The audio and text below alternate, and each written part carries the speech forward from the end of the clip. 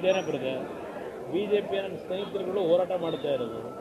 ಆದರೆ ಇಷ್ಟೆಲ್ಲ ರಾಜಾಂತಗಳು ಈಗ ಪ್ರಾರಂಭ ಆಗಿರೋದಕ್ಕೆ ವಿರೋಧ ಪಕ್ಷಗಳಿಗಿಂತ ಹೆಚ್ಚಾಗಿ ನನಗಿರ್ತಕ್ಕಂಥ ಮಾಹಿತಿ ಈ ಮುಖ್ಯಮಂತ್ರಿಯ ಪೈಪೋಟಿ ಇದೆಯಲ್ಲ, ಈಗ ಮುಖ್ಯಮಂತ್ರಿ ಆಗಬೇಕು ಉಪಮುಖ್ಯಮಂತ್ರಿ ಆಗಬೇಕು ಅಂತ ಹೇಳಿ, ಆ ಹಿನ್ನೆಲೆಯಲ್ಲಿ ಮುಖ್ಯಮಂತ್ರಿಯ ಕುರ್ಚಿಗೆ ಆಸೆ ಪಟ್ಟು ಪಾಪ ಟವಲ್ ಹಾಸ್ಕೊಂಡು ಕೂತವರಲ್ಲ, ಅವರಿಂದ ಇದೆಲ್ಲ ಇವತ್ತು ಎಕ್ಸ್ಪೋಸ್ ಆಗ್ತಾ ಇದೆ ಅನ್ನೋ ಒಂದು ಸುದ್ದಿ ಇದೆಯಪ್ಪ.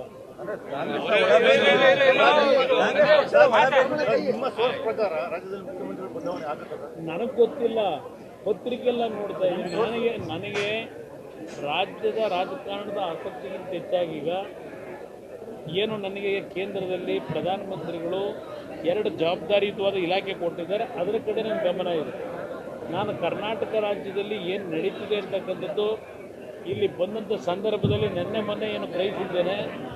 ಇಲ್ಲಿ ಆ ಮುಖ್ಯಮಂತ್ರಿಯ ಸ್ಥಾನಕ್ಕೆ ಪೈಪೋಟಿಗೆ ನೀವು ಪ್ರತಿನಿತ್ಯ ಬರೀತಾ ಇದ್ದೀರಿ, ನಂದಲ್ಲ ಇದು. ಆ ಪೈಪೋಟಿನಲ್ಲಿ ಪಾಪ ಮುಖ್ಯಮಂತ್ರಿಗಳ ಪಾರದರ್ಶಕತೆ, ಅವರ ಆಡಳಿತ ಹೇಗಿದೆ ಅಂತಕ್ಕಂಥದ್ದನ್ನ ಅವರ ಪಕ್ಷದಲ್ಲೇ ಇರ್ತಕ್ಕಂಥವ್ರು ಮುಖ್ಯಮಂತ್ರಿ ಆಸೆ ಇದ್ದವರು ಇದೆಲ್ಲವನ್ನು ಎಕ್ಸ್ಪೋಸ್ ಮಾಡಿ ಅವ್ರನ್ನ ಇಳಿಸ್ಲಿಕ್ಕೆ ಏನೇನು ಮಾಡಬೇಕು ಅಂತ ಹೊರಟಿದ್ದಾರೆ ಅನ್ನೋದು ಚರ್ಚೆ ನಡೀತಾ ಇದೆ ರಾಜಕೀಯದ ವಲಯದಲ್ಲಿ. ಅದನ್ನು ನಿಮ್ಮ ಮುಂದೆ ಹೇಳಿ. ನಿಮ್ಮ ಸಂಶಯ ನನಗಿಂತ ಹೆಚ್ಚಾಗಿ ನಿಮಗೆ ಗೊತ್ತಿದೆ.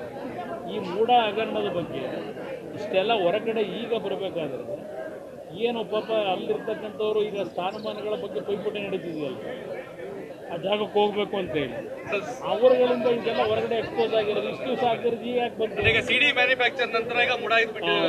CD ಮ್ಯಾನುಫ್ಯಾಕ್ಚರ್ದು ಮುಗೀತು ಕತೆ. ಈಗ ಮೂಡಾದ ಕಾರ್ಯಕ್ರಮಗಳು ಪ್ರಾರಂಭ ಆಗಿದೆ.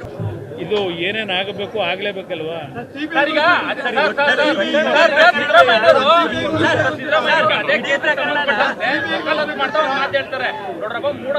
ತಪ್ಪಿಲ್ಲಬೇಡಿ ಬ್ರದರ್, ನಾನು ಅದನ್ನು ನೀವು ಹೇಳ್ತಾ ಇದ್ದೀರಲ್ಲ, 62 ಕೋಟಿ ನನಗೆ ಮೂಡಾನೇ ಕೊಡಬೇಕು, ಕಾಂಪನ್ಸೇಷನ್ ಸರ್ಕಾರವೇ ಕೊಡಬೇಕು ಅಂತ ಹೇಳ್ತಾ ಇದ್ದಾರಲ್ಲ.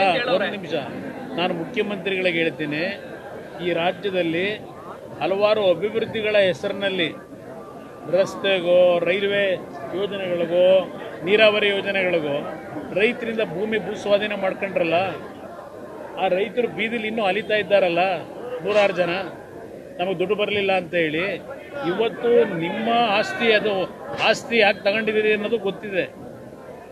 ಅದಕ್ಕೆ 62 ಕೋಟಿ ನೀವು ಡಿಮ್ಯಾಂಡ್ ಮಾಡ್ತಾ ಇದ್ದೀರಿ ಸರ್ಕಾರವೇ ಕೊಡಬೇಕು ಅಂತ ಹೇಳಿ. ಆ ಅಮಾಯಕರು ರೈತರ ಭೂಮಿನ ರಾತ್ರೋರಾತ್ರಿ ಭೂಸ್ವಾಧೀನ ಪ್ರಕ್ರಿಯೆಗಳು ಮಾಡ್ಕೊಂಡು ಅಭಿವೃದ್ಧಿ ಹೆಸರಿನಲ್ಲಿ ಬೀದಿ ನಿಲ್ಲಿಸ್ತಿರಲ್ಲ, ಅವ್ರಿಗೆ ಪರಿಹಾರ ಕೊಡಬೇಕಾದ್ರೆ ಯಾವ ರೀತಿ ನೀವು ರೇಟ್ ಫಿಕ್ಸ್ ಮಾಡಿದ್ದೀರಿ, ಯಾಕೆ ಕೊಟ್ಟಿದ್ದೀರಿ? ಪಾಪ ನಿಮ್ಮ ಧರ್ಮಪತ್ನಿಯವ್ರಿಗೆ 62 ಕೋಟಿ ಅಂತ ಕೇಳ್ತಾ ಇದ್ದೀರಿ. ಆ ದೇವ್ರ ಮೆಚ್ಚನ ಅನ್ನೋದನ್ನ ನಿಮ್ಮ ಆತ್ಮ ಪ್ರಶ್ನೆ.